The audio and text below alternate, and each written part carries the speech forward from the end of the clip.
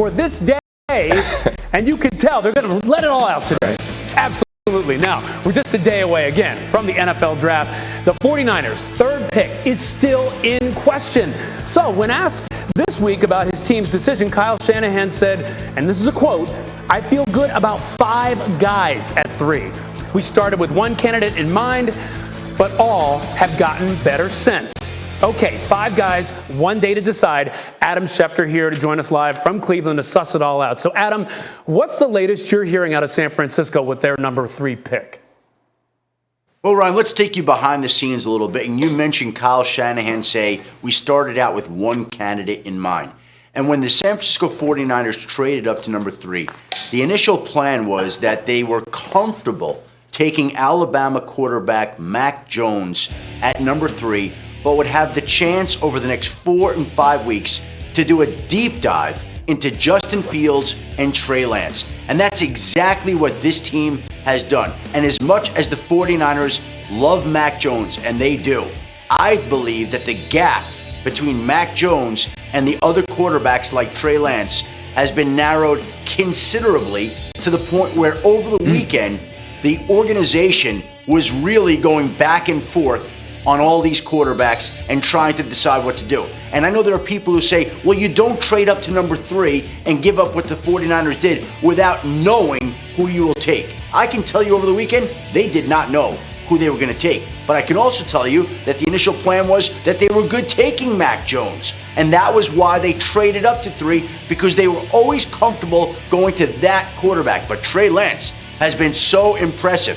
He is considered the smartest quarterback in this draft, the smartest, and maybe ready to play a lot sooner than people think. And I think that's one of the reasons the 49ers are struggling with that decision. Now, I believe as of this morning, they have made that decision. I believe they come to a consensus here in the last 48 hours, the last 24 or so hours, to reach a decision. We don't know what that decision is, and we very well will not know what that decision is leading into the draft. But I think at this point they do know, and I think it was down to, in the end, those particular group of quarterbacks. Mac Jones was the favorite. Trey Lance narrowed the gap considerably, and we'll see what ultimately they settle in on. Okay, that's huge news to think that they traded up for this a month ago, and as soon as recent as this weekend, they didn't know what they were going to do. So let's bring in Ryan Clark and Dan Orlovsky. So, all right, Dan, what should San Francisco do with the 3rd pick? Yeah, I mean, first of all, when Kyle Shanahan says he's got 5 guys in mind, I'm more of a Shake Shack person myself. They should take Mac Jones. They traded up to take Mac Jones. And my question would be, why not Mac Jones? Why not? Now, if someone's going to respond to me and say, well, because of the athleticism, I'm going to have an issue with that. Because first of all, again, you draft a quarterback different than you draft any other position in the NFL. It is about the mental, then the physical.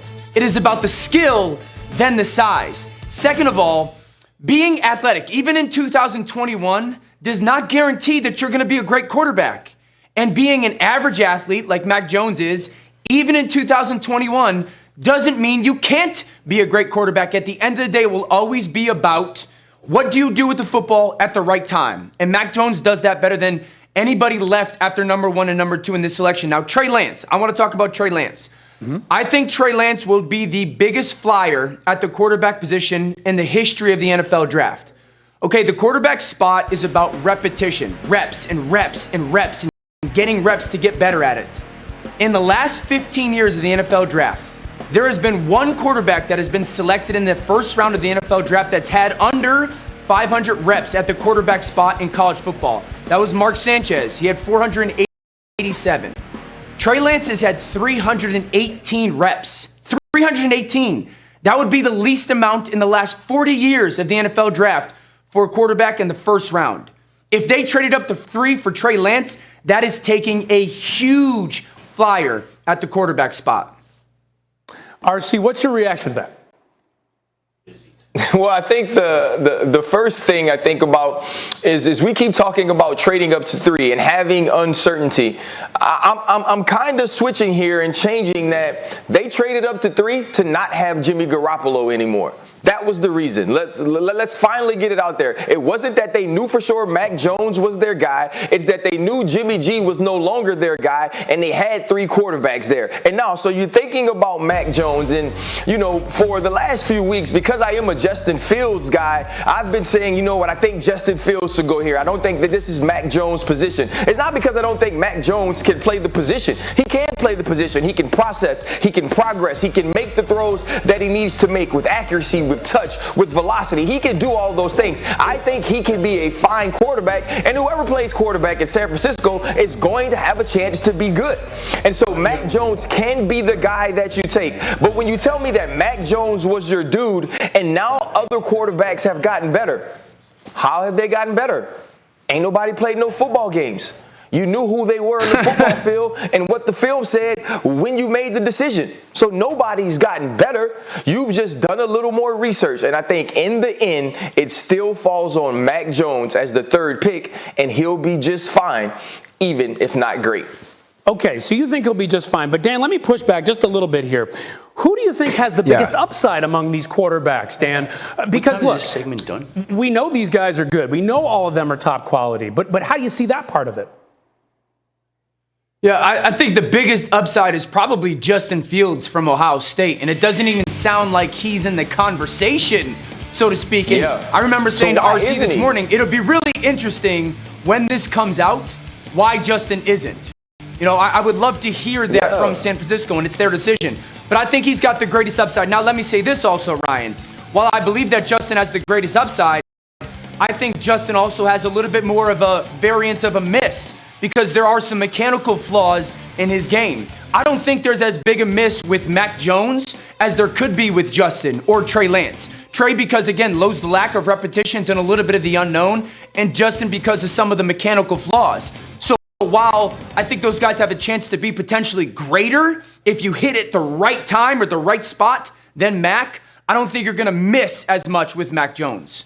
Okay, it's all about risk. Go ahead, RC. This is the thing, though. This is the thing, dog. Like when you move up to 3 and you make that move, it's like, you know what? This is the person of my dreams. This is it. I got one date. I got one opportunity. I got to make it happen. Yeah. I'm not going to take you to McDonald's because I know what McDonald's going to give me. I know what the number 1 is, right? I know what the chicken McNugget meal is. And I understand that we feel those things with Mac Jones. But if you've been telling me, you know what? This restaurant, this is the place, RC. The service here is magnificent. The steak here is magnificent. Now, you know what? Depending on who the chef is, sometimes it may not be as great. And if you go to McDonald's, you'll notice. But man, if you hit on the right night, this will be the best meal you have in your life. And that person will become yours forever. I'm going to take them there. I'm going to take them there because I've waited all this time and I've given up all these things to get this opportunity. So just being fine or just having an opportunity to not fall all the way off ain't enough to me. If I get a dude at 3, if I'm trying to change the trajectory of this organization, get that dude, not the dude that won't make you lose your job.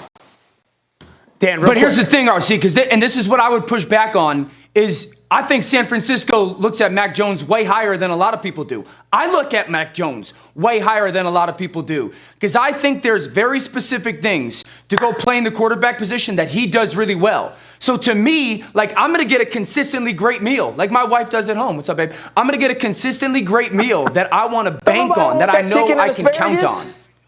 Don't nobody want that chicken and asparagus, Dan? Why? We got to go there at 8, 10 in the morning. Every day, that could be good. Look, I'll tell you all of it is good. I'll eat at the Orlovsky home anytime. 8, 10 in the morning. I don't care what they're serving. That's what I got to say about that. That's what I'm saying. Now, let's run Ryan. the hurry up. Let's bring in Shefty right now. And Shefty, let's start with the Falcons at 4. Well, Ryan, after there goes quarterback, the Falcons will be on the clock, and a lot of people around the league believe that Kyle Pitts, the Florida tight end, is the best player in the draft and could wind up being the Atlanta Falcons pick at number 4. Arthur Smith is enamored with what Pitts can do. Many people are. He's got all sorts of talents.